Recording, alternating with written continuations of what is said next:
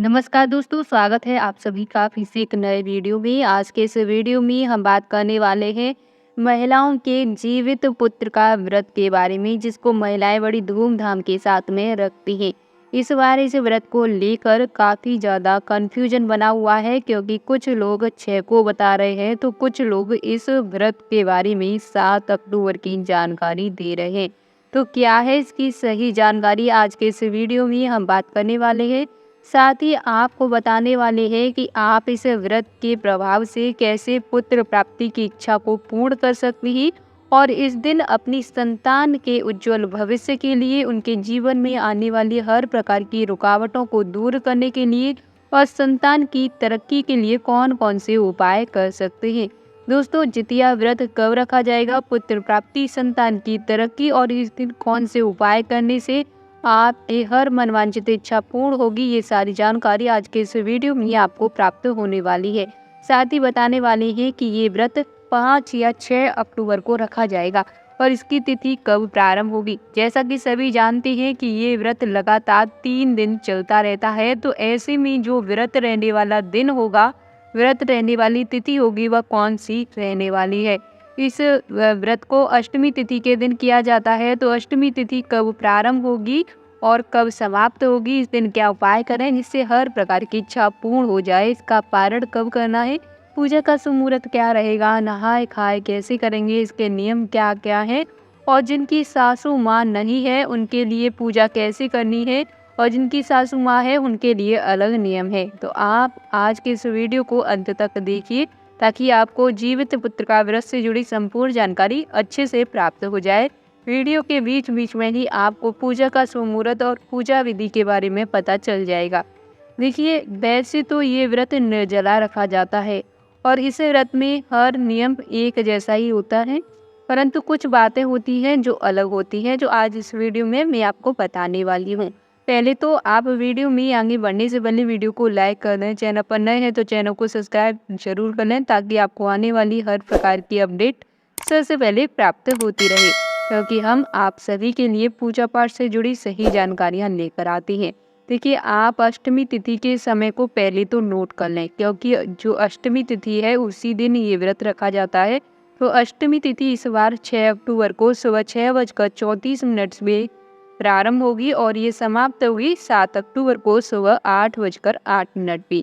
और जीवित पुत्र का व्रत अष्टमी के दिन ही रखा जाता है, इसलिए 6 अक्टूबर को ही ये व्रत रखा जाएगा। 7 को ये व्रत नहीं रखा जाएगा, इसलिए 5 अक्टूबर को नहाय खाए करना है, 6 अक्टूबर को व्रत रखना है और 7 अक्टूबर को आपको व्रत का पारण करना है। इस तरीके से ये व्रत 3 दिन में पूर्ण हो पाता है। दोस्तों, एक दिन पहले ही आपको नहाय खाए करना है। बहुत सारे लोगों के यहाँ पर अलग अलग नियम होते हैं, तो आप अपने यहाँ जो भी नियम है उस नियम का पालन करके ही इस व्रत की शुरुआत करें। दोस्तों, 6 अक्टूबर को ही जीवित पुत्र का व्रत रखा जाएगा, 7 को ये व्रत नहीं रखा जाएगा, इसलिए 5 अक्टूबर को आपको नहाय खाए करना है और 7 अक्टूबर को व्रत का पालन करेंगे।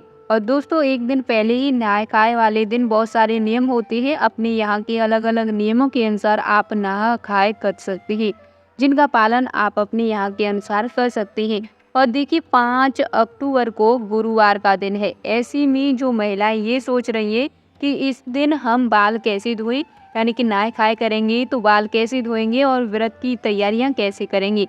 तो आपको बता दें कि हर बार से बड़ा होता है त्योहार, इसलिए बार का कोई महत्व नहीं होता है। तो गुरुवार के दिन महिलाएं बाल धो सकती हैं, यानी कि 5 अक्टूबर को बाल धो सकती है, इसमें कोई दोष नहीं है, क्योंकि सभी शुभ तिथियों में से, शुभ त्योहारों में से बारों का कितना ज़्यादा महत्व नहीं होता जितना त्योहारों का महत्व होता है।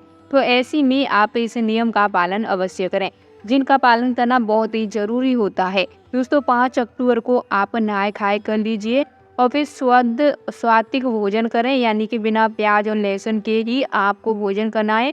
और जिनकी सासू माँ नहीं है तो आप जो दान की सामग्री है अपने हाथों से निकालेंगे, और जो जिनकी सासू माँ है वो अपने हाथों से दान की सामग्री निकाल करके अपनी सासू माँ को देंगे। और देखिए, जिनकी सासू माँ नहीं है वे अपना भोजन स्वयं रखेंगे। सासू हैं तो पहले आपको सासू माँ को देना है।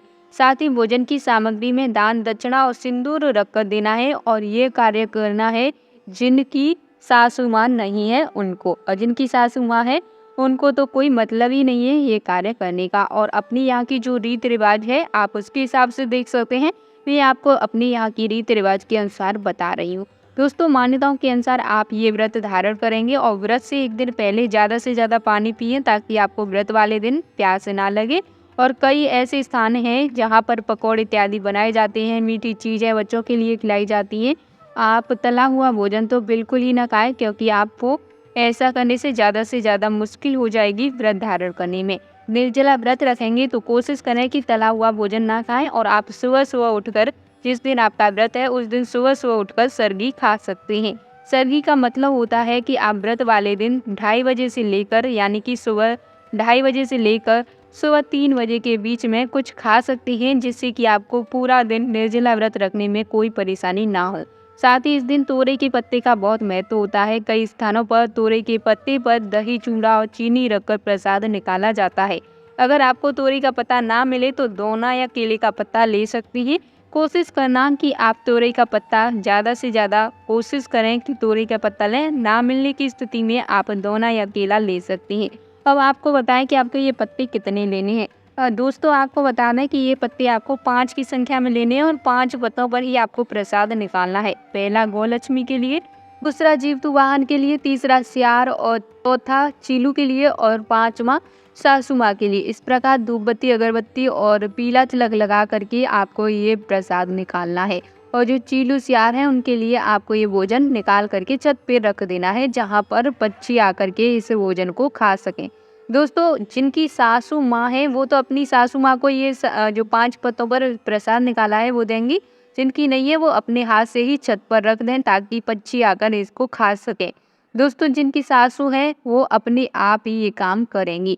दोस्तों, फिर आपको ये व्रत निर्जला रखना है। देखिए, इस व्रत में जो पूजा का शुभ मुहूर्त होता है वो होता है शाम के समय, यानी कि इस व्रत में शाम के समय पूजा की जाती है।